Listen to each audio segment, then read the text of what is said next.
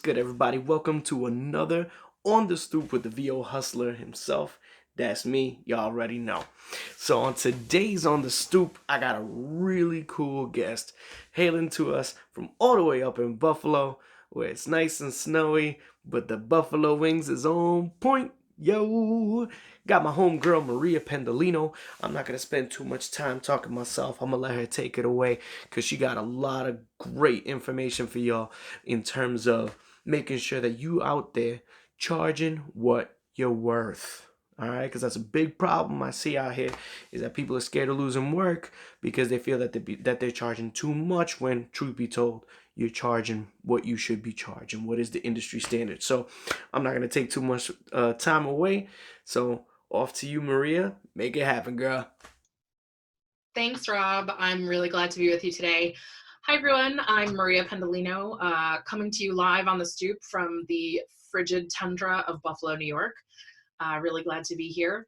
One of the things that I wanted to chat a little bit about today was both knowing your worth and asking for what you're worth. I think as voiceover talents, we are at a very interesting intersection of art and commerce. So voiceover is a craft, it's performative. We take a lot of care in bringing the acting part to being a voice actor. But many times our voices are being used in a very commercial or business setting, whether that is literally a commercial, a piece of paid advertising, like a television commercial, a radio commercial, or pre-roll advertising on the internet, something that is being put out there to essentially derive profit for the business that's doing the advertising. Or we're being used in a business or industrial sense. So we are using our voices in corporate narration or explainer or product videos or e-learning. And while there might not be an immediate ROI that a business calculates the way that they do with paid advertising, you are helping them grow their business by training their employees or explaining their products. In some way, somebody will derive a financial benefit from the voiceover work that you've done for that company. And sometimes it can be very difficult to find that intersection of art and commerce, and knowing that what you do as a voiceover talent, while it is an art form and a craft and it has a performative nature to it, there's also a business aspect to it. So one of the things that I enjoy talking about both in our community and at voiceover conferences and things like that is the art and science of negotiation and making sure that you get what you're worth in our marketplace.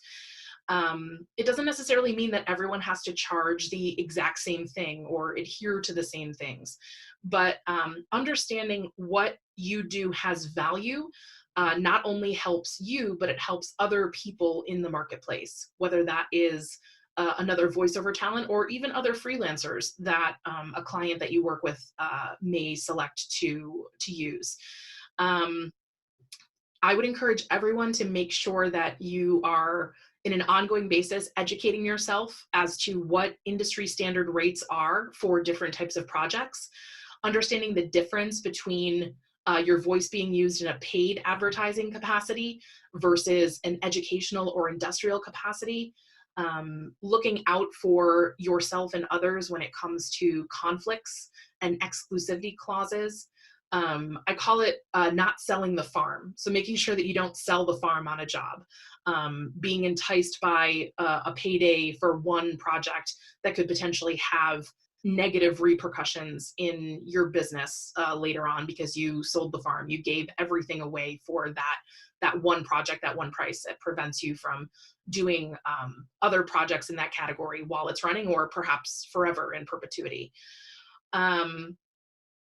It can be difficult to ask for what you're worth. And I think it's fair to say that. And it's okay to admit that it's difficult. But it gets easier with each and every time that you do it. So I would encourage you to take the time to negotiate. As actors, I think sometimes we can get into a cycle of feeling like a job offer could be the last job offer we get, and we feel that we have to say yes to everything.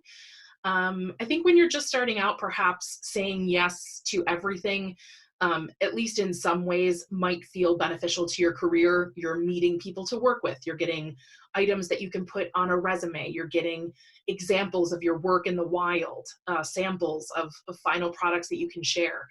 And sure, there were projects that I said yes to 10 years ago that I'm not mad about, but maybe I wouldn't say yes to them today. Or perhaps I would ask for more money or more coverage in something today. So it's okay to learn from that. But I would encourage you not to just blindly say yes to everything because you think you need to. It's okay to level up in your business. We all have clients perhaps that we started working with, and as we grew our business, we increased what we charge for certain things, whether that is we've increased what we charge for a certain category or rates have increased across the board for a certain category. It's okay to level up, and sometimes leveling up means letting go of clients that you've worked with perhaps for a while from the beginning of your business until now. I would encourage you to try and move the needle on rates with clients that are perhaps at the lower end of your spectrum, and ask them to, meet you or negotiate with you to a higher rate structure where you're at right now.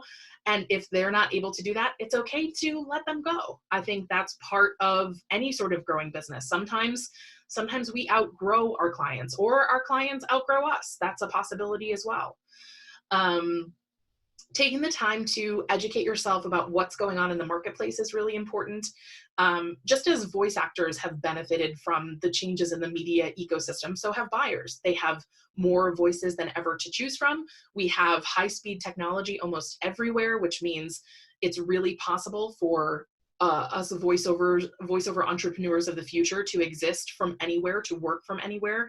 There's a possibility of existing in kind of a digital nomad culture. That's a possibility. So educate yourself and know what is happening both in your own personal business, but also what's happening in the community, in the industry. I believe very strongly that a rising tide lifts all boats. If there's more voiceover work to go around, that's better for everyone. And if we're all working hard to put forth quality work and quality rates out there, it benefits everyone. And then finally, I would say give yourself grace and space. We were not all born negotiation ninjas. We were not all born with the ability to write flawless quotes and emails and ask all the right questions on the first try. You might make a couple of mistakes, and that's okay. Give yourself the grace and space to learn as you go.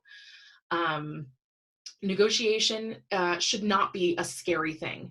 We should all feel comfortable to ask for what we're worth and to negotiate for what we're worth. And if things get really complicated, involving your agents and managers and calling on friends and accountability buddies that you trust to help you out, it's great to have a circle of support around you as you build your business. So I'd encourage you to do that as well.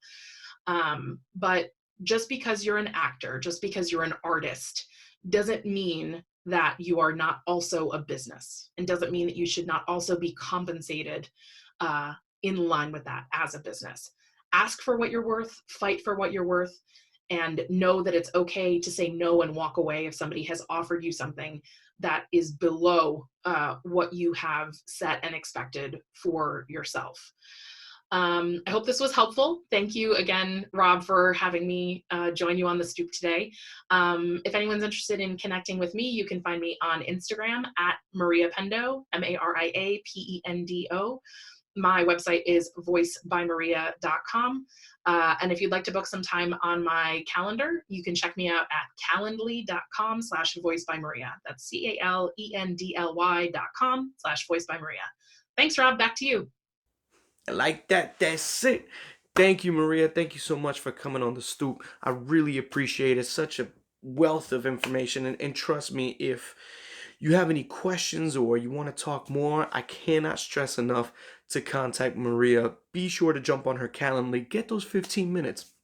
Why not? Get those 15 minutes. See what she's about. Pick her brain a little bit. Trust me, she's somebody who's been doing it for a long time. She's a true blue pro. She's somebody you really want to talk to. So get on her radar. talk about whatever it is you need to talk about. But you know, she's giving you options for that time. I suggest you go ahead and take it. All right. In any event, this is the VO Hustler himself from the Stoop, and I'm out. Later, y'all.